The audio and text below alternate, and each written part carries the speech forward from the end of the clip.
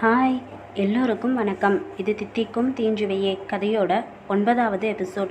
கதை பிடிச்சிருந்தா மறக்காமல் ஒரு லைக் அண்ட் கமெண்ட் பண்ணி சப்போர்ட் பண்ணுங்கள். இது வரைக்கும் சப்போர்ட் பண்ண எல்லோருக்குமே ரொம்ப ரொம்ப தேங்க்ஸ். சஞ்சனாவை யமுனாவிடமிருந்து பிரிக்க நினைத்த சிவா அதற்கான ஒரு அழகான திட்டத்தையும் தீட்டினான். அதன் பிறகு ஒரு வாரம் அமைதியாக கழிந்தது. அந்த ஒரு வாரமும் சிவா யமுனா இருக்கும் வீட்டின் பக்கம் எட்டி கூட பார்க்கவில்லை. அதுவரை சஞ்சனாவிற்கும் அந்த வீடு மிகவும் பிடித்துவிட இருவரும் அந்த வீட்டுடன் வெகுவாக பொருந்தி போயினர். அன்று சனிக்கிழமை மாலையில் சிவா வந்து நிற்கவும் அவனை பார்த்த யமுனாவிற்கு பயமாக கூட இருந்தது. இன்று என்னவெல்லாம் சொல்லி தன்னை படுத்தப் போகிறானோ என்று நினைத்து மிகவும் நடுக்கமாக உணர்ந்தாள். வந்தவன் கோபமுகத்துடன் இல்லாமல் சிரித்த முகத்துடன், யமுனா போய் டிஃபன் ரெடி பண்ண, குளிச்சுட்டு வந்துடுறேன் என்று விட்டு தனது அறைக்கு சென்று விட்டான். சஞ்சனாவை டிவி முன் அமர வைத்தவள் எதையோ சமைத்து கொண்டு வந்து டைனிங் டேபிளில் பரப்பினாள். அவனும் சிறிது நேரத்தில் தயாராகி வந்து டைனிங் டேபிளில் அமர்ந்தான். யமுனா சமைத்ததை அவனுக்கு பரிமாற அதை சாப்பிட்டவனின் முகம் ஒரு மாதிரியாக மாறியது. என்னடி இது, உனக்கு சமைக்க வராதா என்று கேட்டான். இல்லைங்க, எனக்கு அவ்வளவா சமைக்க தெரியாது என்றவளை கையை பிடித்து அமர வைத்தவன், சரி பரவாயில்ல விடு, சமைக்கிறதுக்கு வேணும்னா ஒரு ஆள் போட்டுக்கலாம், நீயும் சாப்பிடு என்றவன் அவள் அருகில் ஒரு தட்டை வைத்து அவனை பரிமாறவும் செய்தான். அவன் நடந்து கொள்வதை பார்த்தவளுக்கு ஏதோ சரியில்லை என்று தோன்றியது. பேசாமல் சாப்பிட்டு முடித்தவள் அனைத்தையும் ஒதுக்கி வைத்துவிட்டு சஞ்சனாவிற்கும் சாப்பாடு ஊட்டி தூங்க வைத்துவிட்டு சோஃபாவில் வந்து அமர்ந்திருந்தாள். சிவா ஏதாவது கூப்பிடுவானோ என்று நினைத்து அங்கு அமர்ந்திருக்க சிவாவோ அவளை பார்த்து, யமுனா இங்கே என்ன பண்ணுற, தூங்கலையா என்று கேட்டான். தூங்கணும்தான், அப்போ போய் தூங்கு, எதுக்கு முழிச்சிட்டு இருக்க என்று அவன் கேட்கவும் அவளும் எழுந்து சஞ்சனாவுடன் தூங்க சென்று விட்டாள். அவனின் இந்த இனிமையான பேச்சுக்கள் அவளுக்கு பிடித்திருந்தாலும் உள்ளுக்குள் ஏதோ உறுத்தலாக இருந்தது. மறுநாள் காலையில் அவள் செய்த டிஃபனை சாப்பிட்டு கொண்டிருந்தவன் சற்று தூரத்தில் விளையாடி கொண்டிருந்த சஞ்சனாவை பார்த்தபடியே யமுனாவிடம் பேச ஆரம்பித்தான்.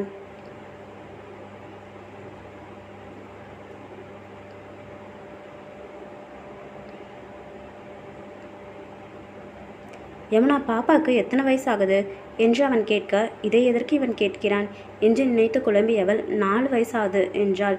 4 வயசாச்சா? ஸ்கூலில் சேர்த்துற வயசு தானே, ஏன் இன்னும் ஸ்கூலுக்கு அனுப்பாமல் இருக்க? இல்லைங்க, இன்னும் கொஞ்ச நாள் போகட்டும்.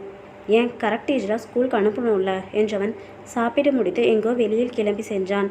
சிறிது நேரத்தில் மீண்டும் வந்தவன் ஒரு அப்ளிகேஷன் ஃபார்மை கொண்டு வந்து அவள் கையில் வைத்தான்.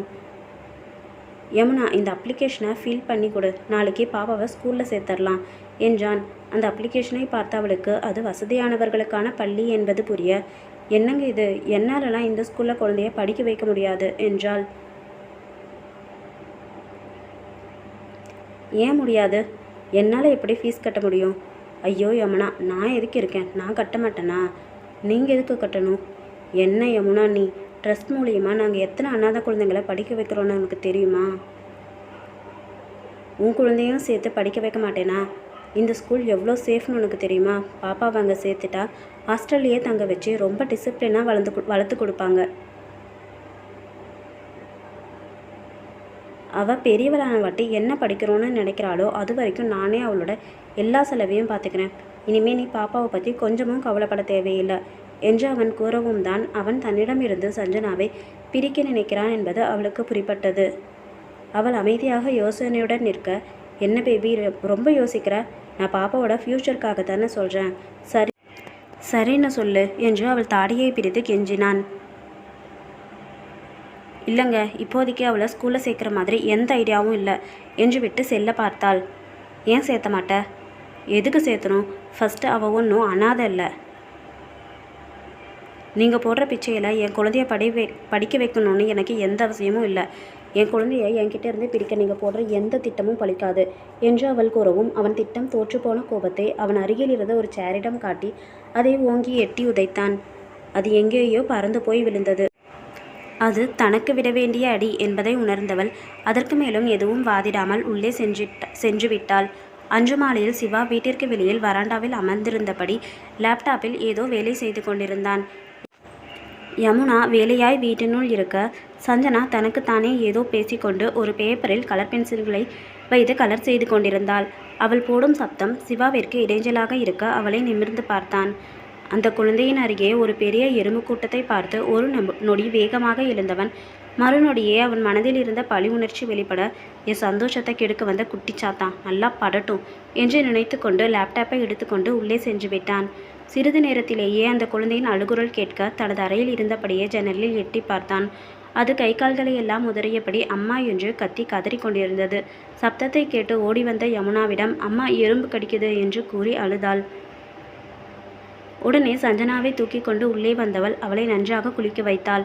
அந்த எறும்புகள் எல்லாம் அவளை நன்றாக கடித்து பிடுங்கி இருந்தது. அன்று முழுவதும் அந்த வழியில் சஞ்சனா அழுது கொண்டேதான் இருந்தாள். அதை கண்ட சிவாவிற்கு சற்று நிம்மதியாக கூட இருந்தது. யாரோ எதிலெதிலோ சந்தோஷத்தை தேடிக்கொண்டிருக்க அந்த பைத்தியக்காரன் அந்த பிஞ்சு குழந்தையின் அழுகையில் தனது நிம்மதியை தேடினான்.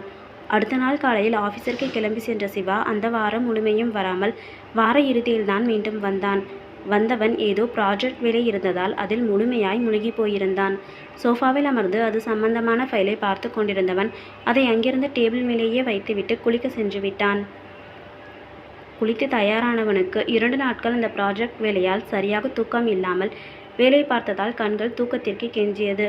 படுக்கையில் விழுந்தவன் சிறிது நேரத்திலேயே நன்கு அயர்ந்து தூங்கி போனான். இங்கு யமுனாவோ சஞ்சனாவை தூங்க வைக்க முயற்சி செய்து கொண்டிருந்தாள். ஆனால் சஞ்சனா தூங்குவதாய் போக்கு காட்டிவிட்டு யமுனாவை தூங்க வைத்துவிட்டு வெளியில் வந்துவிட்டாள்.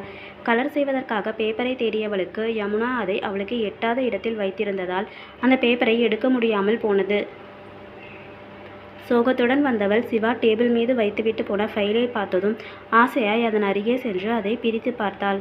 அதிலிருந்த பக்கங்களை பார்த்தவள் குஷியாகி அதில் கலர் செய்யவும் தொடங்கிவிட்டாள். அவள் அந்த ஃபைலை முழுமையாகவே நாசம் செய்து முடிக்கவும் யமுனா எழுந்து சஞ்சனாவை தேடவும் சரியாக போனது. யமுனா சஞ்சனாவை கூப்பிட ஃபைலை இருந்தபடியே வைத்துவிட்டு கலர் பென்சிலை தூக்கி கொண்டு அவள் யமுனாவிடம் ஓடி சென்று விட்டாள். அடுத்த நாள் காலை வரை அங்கேயே இருந்த ஃபைலை சிவா ஆஃபீஸிற்கு செல்லும் பொழுதுதான் பிரித்து கூட பார்க்காமல் எடுத்துக்கொண்டு கிளம்பினான். சிவா அந்த ஃபைலை ப்ராஜெக்ட் டெண்டர் விடும் ஒரு நிறுவனத்திடம் கொண்டு சென்று கொடுத்துவிட்டு கண்டிப்பாக அந்த ப்ராஜெக்ட் தனக்கு தான் கிடைக்கும் என்று நினைத்து கொண்டு ஆஃபீஸிற்கு கிளம்பி சென்றான். ஆனால் அன்று மதியம் அந்த டெண்டர் அவனுக்கு கிடைக்கவில்லை என்று செய்தி கிடக்க, அப்படி நடக்க வாய்ப்பில்லையே என்று நினைத்தவன் மீண்டும் அந்த டெண்டர் விடும் நிறுவனத்திற்கு சென்று கேட்க அவர்களோ அவன் கொடுத்த ஃபைலை அவனிடமே திருப்பி கொடுத்தனர். அதை பிரித்து பார்த்தவனின் விழிகள் கோபத்தில் சிவந்தது. அந்த ஃபைல் முழுமையும் கலர் கலராய் கிறுக்கி வைக்கப்பட்டிருக்க இதை யார் செய்திருக்கக்கூடும் என்று யூகிக்க அவனுக்கு அதிக நேரம் தேவைப்படவில்லை. ஏ குட்டிச்சாத்தான், இன்னைக்கு இருக்குடி உனக்கு என்று மனதினுள் கருவியவரின் கார் அந்த வீட்டை நோக்கி சீறிக்கொண்டு பாய்ந்தது. சிவா சஞ்சனாவை என்ன செய்ய போகிறானோ? அவனது கோபத்தை அவள் தாங்குவாளா?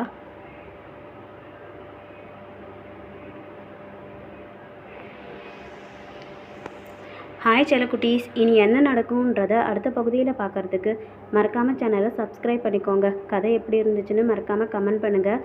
கதை பிடிச்சிருந்தா ஒரு லைக் பண்ணி சப்போர்ட் பண்ணுங்கள். தேங்க்யூ.